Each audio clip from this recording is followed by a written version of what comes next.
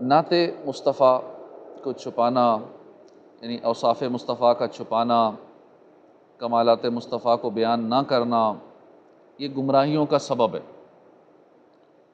اس لیے ہمیں چاہیے کہ ہم ذوق شوق کے ساتھ، ایمانی قوت کے ساتھ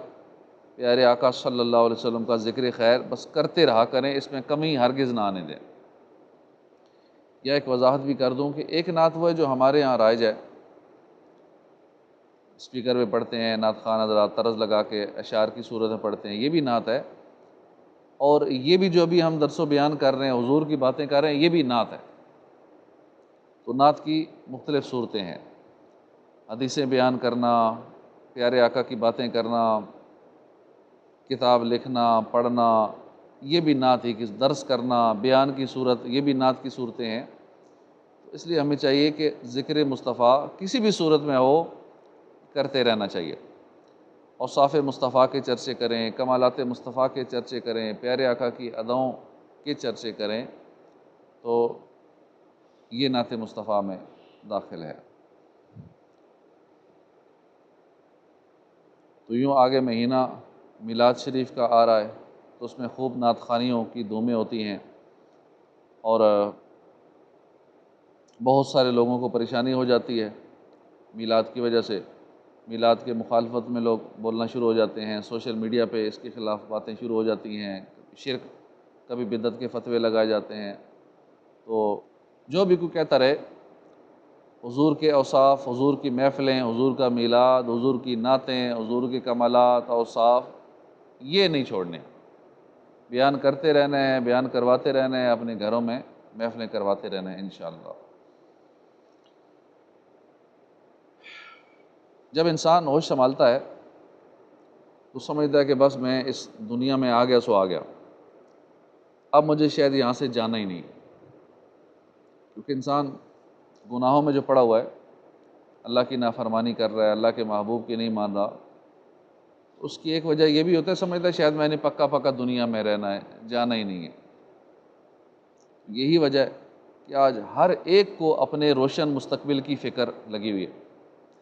کسی کو اپنی قبر روشن کرنے کی فکر نہیں، قیامت کی روشنی کے بارے میں کوئی نہیں سوچتا۔ پل صراط جو تلوار کی دھار سے زیادہ تیز ہے، بال سے زیادہ باریک ہے، جہنم کی پشت پر بنا ہوا ہے، اور اس کے ساتھ بڑے بڑے آنکڑے ہیں، یعنی ہک لگے ہوئے ہیں، جو گزرنے والے کو پکڑ پکڑ کے جہنم میں جھونک رہے ہوں گے۔ افسوس،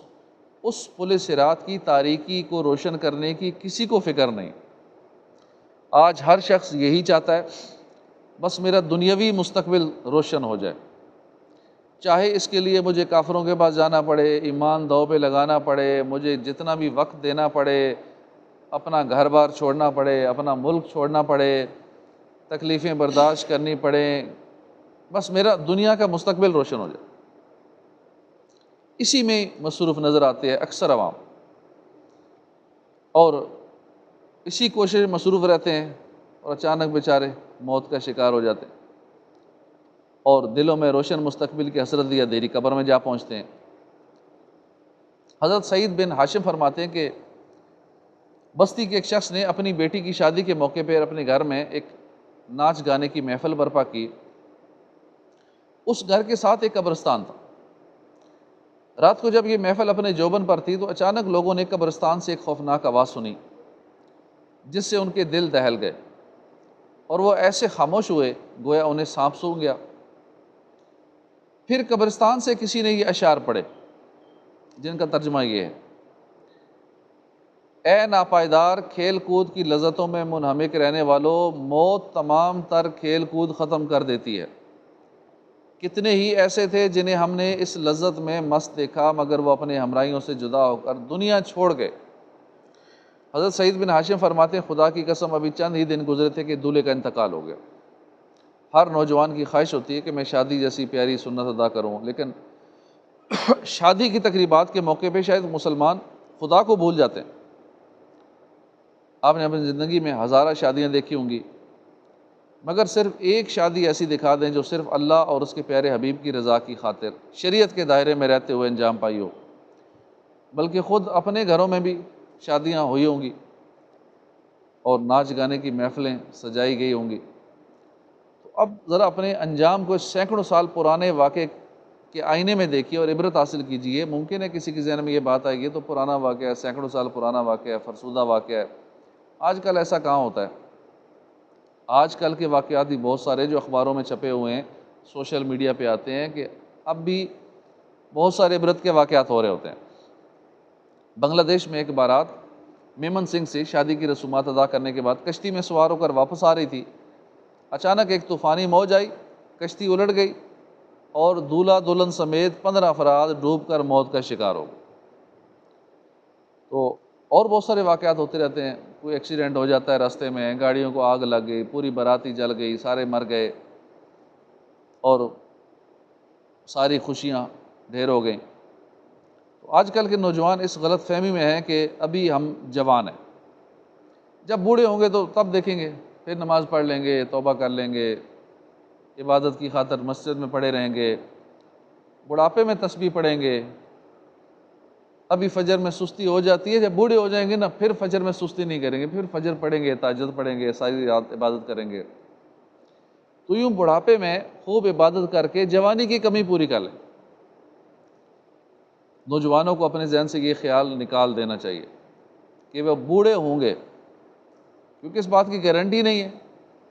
کہ بڑھاپے تک پہنچیں گے یا نہیں پہنچیں گے، کون کب مرے گا کوئی پتہ نہیں۔ اب جن کے دل میں بڑھاپے کی خواہش ہے انہیں یاد رکھنا چاہیے کہ صرف بوڑھے نہیں مرتے، جوان بھی مرتے ہیں۔ عین ممکن ہے کہ بڑھاپے کی خواہش رکھنے والے جوانوں کو بڑھاپے کی دہلیز پر قدم رکھنا نصیب ہی نہ ہو، موت کے شکار ہو جائیں، قبر میں جا پہنچے۔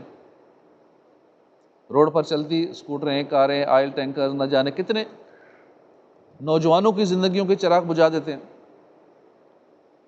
ایک بار سپر ہائی وے پر ایک کار اور آئل ٹینکر میں ٹکر ہو گئی، جس کے نتیجے میں کار میں سوار میاں بیوی ان کے 2 بچے اسی وقت کچلے گئے۔ تو اے جوانوں، کس خوش فہمی میں مبتلا ہو؟ تمہیں کیسے یقین ہو گیا کہ بڑھاپا دیکھنا نصیب ہوگا؟ اگر تمہیں بڑھاپے کی تمنا ہے تو ذرا اپنے گھر میں موجود کسی بوڑھے کی جسمانی حالت دیکھ لو۔ اگر گھر میں بوڑھا نہیں ہے کوئی تو رشتہ داروں میں کسی بوڑھے کو دیکھ لیں،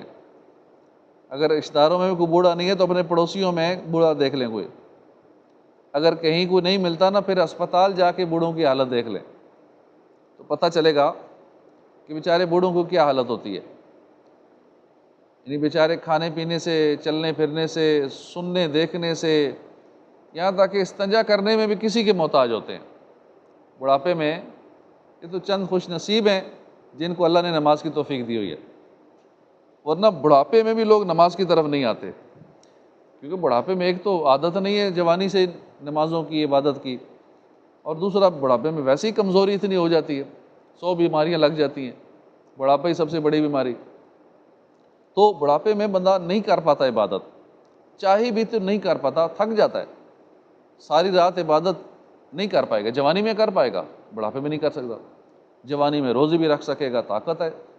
بڑھاپے میں اتنے روزے نہیں رکھ پائے گا،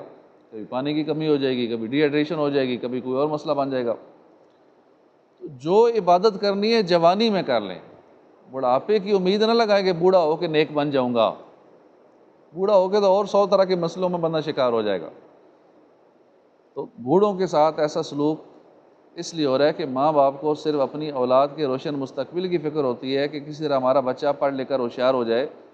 موجودہ زمانے کے حساب سے چلے، ماڈرن ہو، ڈاکٹر بنے، انجینئر بنے، خوب مال جمع کر کے اپنا مستقبل روشن کرے